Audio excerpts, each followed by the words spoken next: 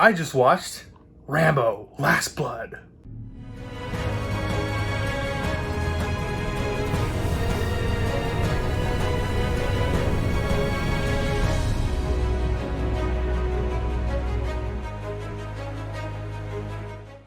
Now, going into the final Rambo movie, I marathoned all of the other 4 movies. I saw part 1, part 2, Rambo 3, and Rambo, I guess. I don't know. They just gave up on trying to figure out names, because I guess Rambo First Blood Part 4 would sound too much. So, I came in this movie with really, really low expectations. Like, I saw Rotten Tomatoes gave it, it's like a 26%, a 6 out of 10 on, like, if you Google it, you'll see that.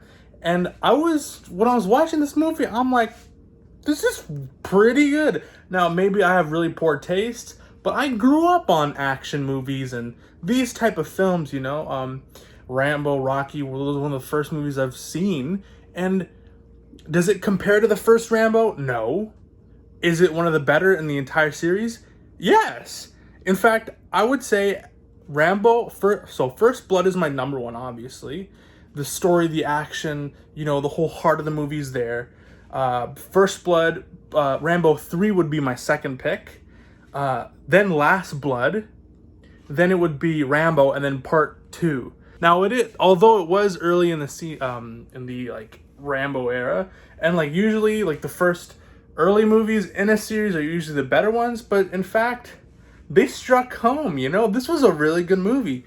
You know, obviously, you know, it has Rambo as the old man, and it's not, you know, shying away from that. Yeah, he is an old man.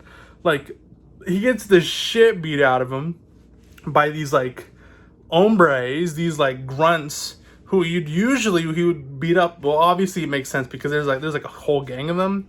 I remember, you know, hearing a lot of things about like racial overtones. I didn't really get that thing because he's in Arizona. It's near the Mexican border, and I don't know how to break it to you, but the Mexican cartel are pretty fucking brutal.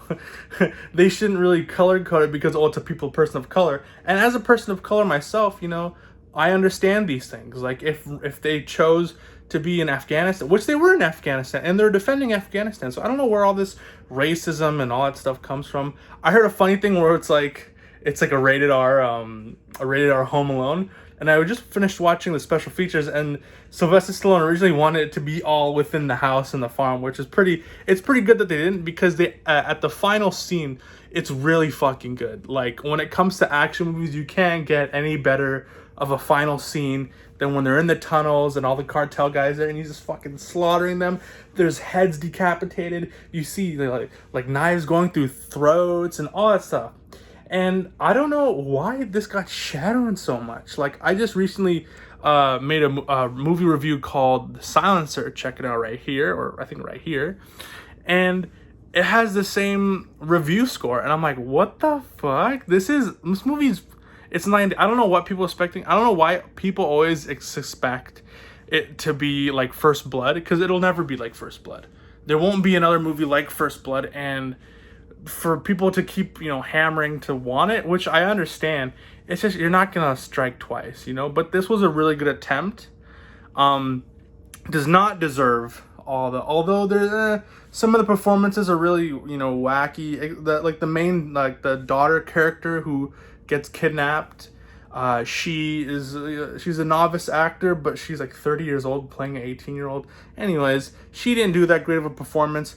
But Sylvester Stallone, although, you know, he is a veteran actor, he says he doesn't like acting that much. He prefers directing and filmmaking. So I'll give him a pass for that, because, you know, I mean, the first monologue in the First Blood movie is really, you know, a really impressive performance. You don't really get those type of, you know, performances in this movie. But, I mean, in this era of, like, most people who relate to action movies as, like, superhero movies, this was old school action movie, and it's balls to the wall is insane. It's only an hour and a half, but it's an hour and a half of really, really good shit. So I would recommend this. I would put this in the top of the series, and I'm kind of itching to get the 4K Steelbook collection. So yeah, if I had to score this, I would give this a a 7 out of 10. Woohoo! 7, maybe on a 7.5. That's a little too much. 7 out of 10 is really good. Again, action scenes really good.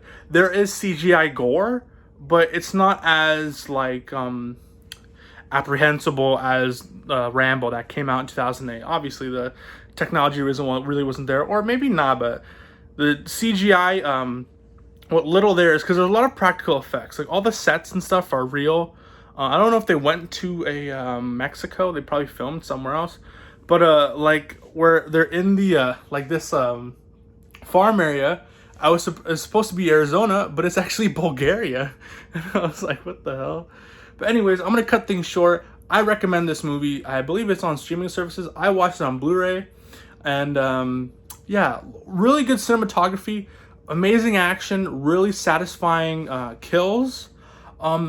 You know, this type of genre action movie where it's not really like where you shoot, where like obviously there's action movies where someone gets shot, but then they scare away from it and they go to the next person who gets shot. This is like slasher horror type, you know, kills. Like they're brutal kills. Like they don't shy away from showing a decapitated dude and like, you know, like another thing that compares is like Sicario. Sicario is the best modern day action film, like hands down.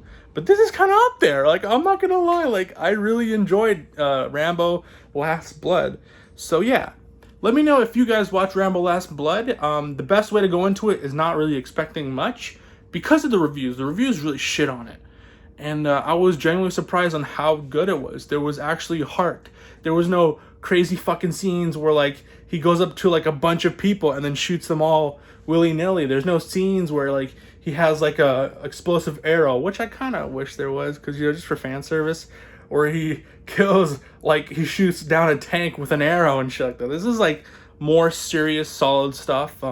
PTSD is brought in. He takes these anti-anxiety medications. And, like, there's a lot of realism within these films. Because the reason why I didn't like Part 2 that much was it was so fucking patriotic and fake and fucking, oh, we go win this time.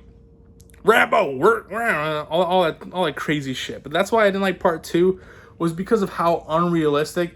Like if you see the Weird Al Yankovic movie where he's like pretending to be Rambo and he's like shooting people and stuff, that's where Part 2 is from. Part 3 is better, and then 4 and finally Last Blood, and it is an open-ended ending. Like I remember when the second unit director was like, "Hey, this is Last Blood, right? It means this is gonna be the last one," and then I was like, "Oh, maybe, yeah, I don't know." So, you know, solid fucking movie. I highly, highly, highly recommend it. If you're a fan of action movies, if you're a fan of Sylvester Stallone, if you're a fan of just fucking brutal gore porn, there is a lot of heart and setup before it because most of the gore takes place like a lot later in the movie. But yeah. Let me know what you guys think down below, and thank you so much for watching another Mockbuster Movie Night review. Good morning, good evening, good night, and good afternoon, whenever you're watching this. Remember, stay safe, God bless, wear a mask, and don't get sick, okay? Stay safe.